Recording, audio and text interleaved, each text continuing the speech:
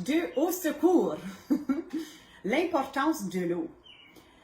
On entend souvent que l'eau est importante, mais est-ce qu'on peut honnêtement reconnaître le pourquoi ou les signes lorsqu'on a un manque d'hydratation? Boire de l'eau a plusieurs bienfaits. Nous devons boire à peu près 1 litre à 2 litres d'eau par jour pour avoir une belle peau, pour être bien hydraté, pour faire circuler notre sang, pour être de bonne humeur. Oui, être de bonne humeur. Boire de l'eau contribue à la santé mentale, à le mieux-être. Lorsque notre sang circule bien et on a amplement d'eau comme notre corps l'a besoin, il y a un meilleur fonctionnement et on se sent beaucoup moins irrité. Mais comment reconnaître les signes de déshydratation? Bien, le premier, c'est quand tu as soif. Si tu as soif, tu es probablement rendu au point de déshydratation. On devrait boire assez d'eau pour ne pas avoir soif. Si tu es irrité, pose-toi la question, est-ce que j'ai bu de l'eau aujourd'hui? Si tu as faim, oui, si tu as bien mangé et tu as le sentiment d'avoir faim et tu dis, ben pourtant je viens de manger, tu as probablement soif. Va boire de l'eau.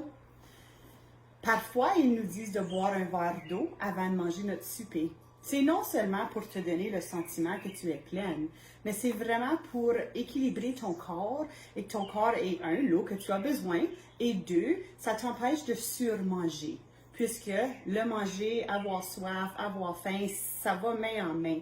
Le cerveau, parfois, ne peut pas faire la différence entre les deux. Fait que si jamais tu as faim, va te chercher de l'eau. Un autre signe d'un manque d'hydratation, la couleur de ton urine. Si elle est foncée, c'est vraiment le temps de boire de l'eau.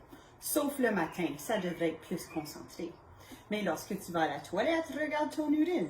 Est-ce que c'est d'une couleur quasiment translucide, un jaune très très pâle? Tu es hydraté. Boire de l'eau, parfois, si on est tellement habitué d'être déshydraté, on ne remarque pas les signes. Lorsqu'on commence à boire de l'eau à tous les jours, on commence à voir une grande différence dans notre peau, dans notre humeur, dans notre approche, dans nos sommeils même. Ça fait qu'essaye-toi, va boire de l'eau. Mais qu'est-ce qui est important aussi, c'est de ne pas juste consommer l'eau vite fait. Ça va passer d'être à travers de toi. Il faut le consommer petit peu par petit peu. Alors, ton litre ou 2 litres, ça dépend comment tu pèses, quel âge tu as et ainsi de suite. Il y a plusieurs variables. Mais l'eau que tu bois, tu ne devrais pas juste prendre tout le verre dans une gorgée puis c'est fini. Un petit peu et un petit peu, ça donne le temps de ton corps à l'absorber. Ma sœur, elle, met des aimants dans son eau pour séparer le H2O et les molécules iodinize son eau, si tu veux. Fait que si tu mets des aimants dans ton eau, c'est excellent. Je vais vous mettre un lien en ressources au sujet de l'eau. H2O au secours. Allez-y, buvez de l'eau.